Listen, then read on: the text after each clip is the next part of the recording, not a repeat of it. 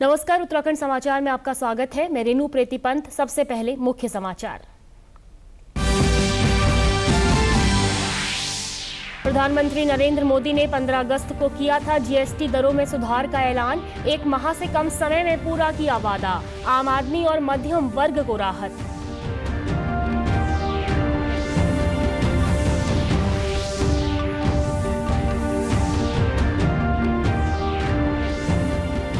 केदारनाथ और हेमकुंड साहिब रोपवे निर्माण जल्द होगा शुरू। पर्यटन मंत्री सतपाल महाराज ने दी जानकारी। कहा, श्रद्धालुओं को सुविधा के साथ ही अर्थव्यवस्था को भी मिलेगा बल।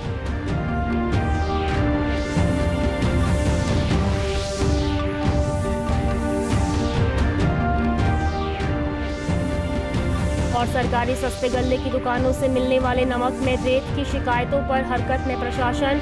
मसूरी में एसडीएम ने की छापेमारी। जांच के लिए भेजे नमक के सैंपल। अब समाचार विस्तार से। जीएसटी परिषद ने आम आदमी, श्रम प्रधान उद्योगों, किसानों और कृषि, स्वास्थ्य और अर्थव्यवस्था के लिए जीएसटी दरों में सुधार करते हुए उन्हें युक्ति संगत बनाने को मंजूरी दे दी है।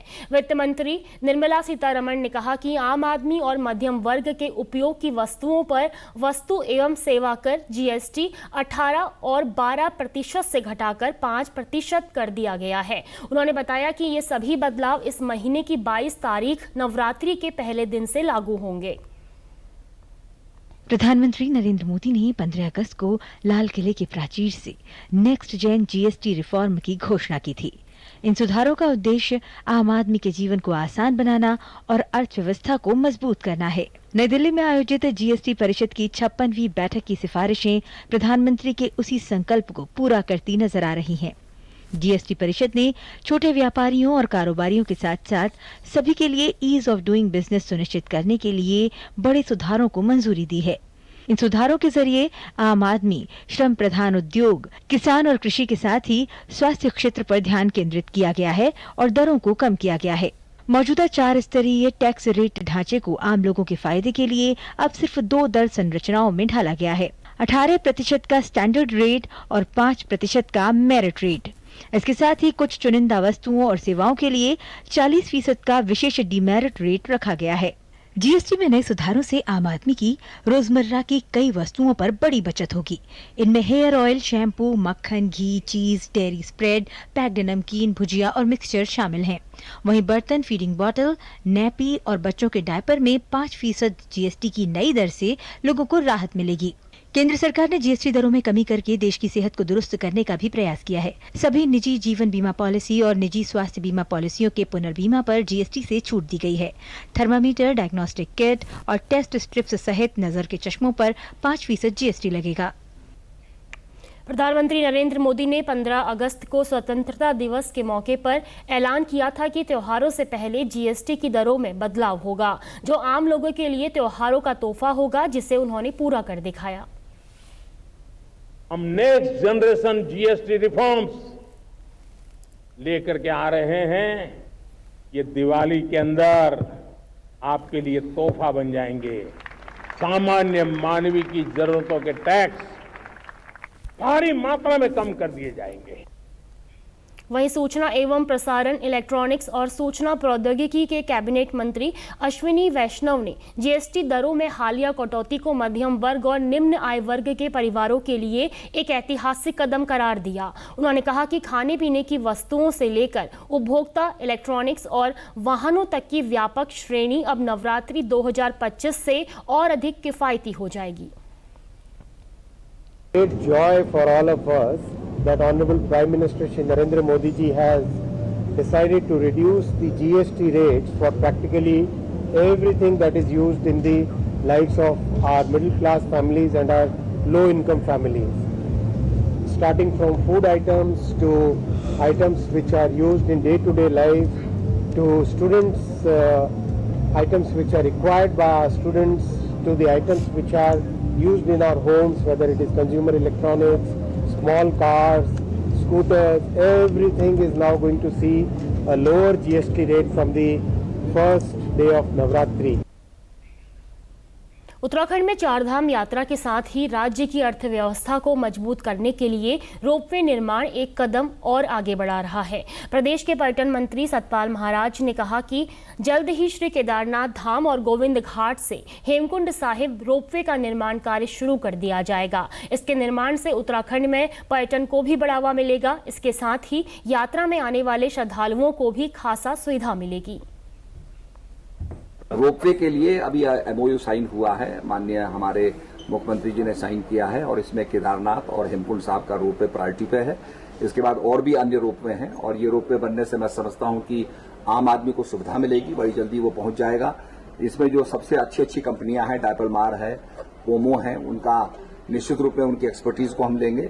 मैं तो डायपलमार के पास गया था, मैंने उनसे आग्रह किया था भाई आप अपना ही मैन्युफैक्चर करिए, ताकि हिंदुस्तान में आप इसको बनाएंगे, गंडोला को बनाएंगे तो सस्ता बैठेगा और यहां से आप उसको इंपोर्ट करते हैं तो बहुत महंगा बैठता है। तो उन्होंने हमारी बात को माना।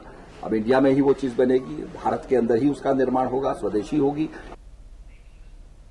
मुख्यमंत्री पोषण योजना के तहत सरकारी सस्ते गल्ले की दुकानों से मिलने वाले नमक में रेत मिलने की शिकायतों के बाद प्रशासन ने कार्रवाई शुरू कर दी है। मुख्यमंत्री पुष्कर सिंह धामी ने इस मामले में जांच के निर्देश दिए। इसके तहत मसूरी में एसडीएम कुमकुम जोशी के छापेमारी कर दुकानों से नमक के सैंपल लिए और जांच के लिए लैब भेज दिए। उन्होंने कहा कि सभी दुकानों का निरीक्षण किया गया है, नमक के सैंपल जांच के लिए भेजे गए हैं, रिपोर्ट आने पर कार्रवाई होगी। आज सुबह ही जिलाधिकारी महोदय द्वारा हमें तत्काल औचक छापों के निर्देश प्राप्त हुए और हमें ये निर्देश मिले हैं कि जो राशन की दुकानों पर नमक के संबंध में एक अफवाह फैलाई जा रही थी, उसके संबंध में तत्काल हमें फूड सेफ्टी और फूड सप्लाई दोनों की टीमों के साथ हम लोगों ने राशन की दुकानों से अभी सैंपल भरे हैं। मसूरी क्षेत्र के अंतर्गत रैंडमली राशन की दुकानों का चयन किया जा रहा है और उन्हें बिना बताए औचक रूप से नमक के सैंपल भरे जा रहे हैं। कृषि एवं किसान कल्याण मंत्रालय भारत सरकार ने केंद्रीय एकीकृत नाशीजीवी प्रबंधन केंद्र देहरादून के सहयोग से 2 दिवसीय मानव संसाधन विकास कार्यक्रम का आयोजन जिला नैनीताल के ग्राम फत्ता बंगर ब्लॉक हल्द्वानी में किया है। कार्यक्रम के प्रभारी जगमोहन सहायक निदेशक ने किसानों को एकीकृत नाशीजीव प्रबंधन की आवश्यकता, सिद्धांत, आर्थिक क्षति स्तर और चूहों के नियंत्रण के बारे में विस्तार से जानकारी दी। जो हमने कार्यक्रम रखा है इसमें हमने विभिन्न प्रकार की इन्हें जानकारी दी है। मित्र कीट कौन है, शत्रु कीट कौन है और गन्ने की फसल में कौन कौन से कीड़े लगते हैं, कौन कौन सी बीमारियां लगती है, ऐसी धान की फसलों में कौन से कीड़े हैं, कौन से बीमारी है हानि का, हमें जो शत्रु कीट है हमारे वो कैसे हमारी फसलों को नुकसान पहुंचाते हैं।